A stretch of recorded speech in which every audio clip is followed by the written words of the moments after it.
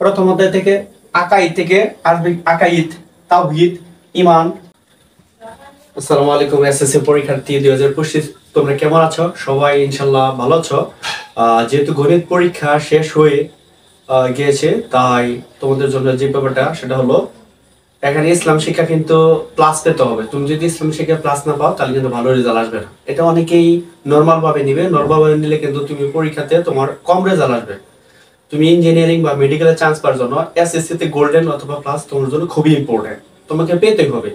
এখন অনেকে নরমাল ভাবে নেবে, অধ্যায় কিন্তু 5টা, হিউজ পরিমাণ তথ্য আছে, কোনটা থেকে প্রশ্ন আসবে এবং পরিচ্ছেদ কিন্তু অনেকগুলো। আমরা কিন্তু সবগুলো পরিচ্ছেদ পড়বো না, এমসিকিউর জন্য সবগুলো পরিচ্ছেদ পড়বো, বাট খ, ঘ এবং ঘর জন্য কিন্তু আমরা সবগুলো পরিচ্ছেদ পড়বো না, বাছাই করে যেখান থেকে প্রশ্ন আসবে। এবার এটা আমরা অ্যানালাইসিস করে দেখেছি, দেখো কোনগুলো থেকে প্রশ্ন আসবে।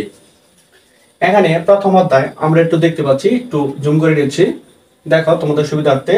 প্রথম অধ্যায় থেকে আকাইদ থেকে আসবে আকাইদ, তাওহীদ, ঈমান, ইসলাম, মূল্যবোধের বিকাশে ইসলামের গুরুত্ব, শিরক, নিফাক, আখিরাতের জীবনের কয়েকটি স্তর। এখান থেকে প্রশ্ন আসবে, অনেকগুলো পরিচ্ছেদ কিন্তু, বাট এই পরিচ্ছেদ থেকে কিন্তু তোমার প্রশ্ন আসবে।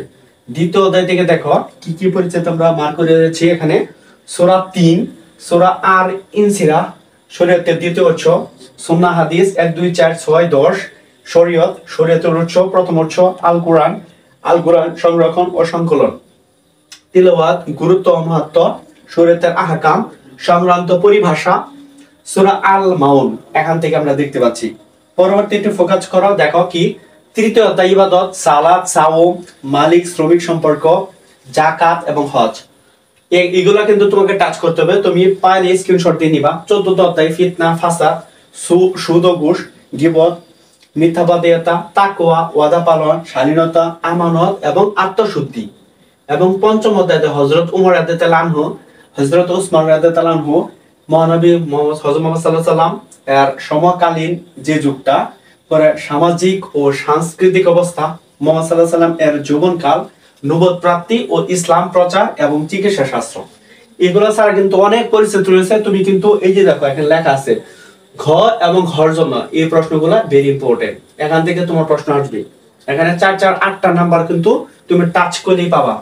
অনেকে আছে একবারে সম্পূর্ণ বই ধরবে, সম্পূর্ণ বই তুমি যদি পড়ো তাহলে কিন্তু ভালো রেজাল্ট হবে না।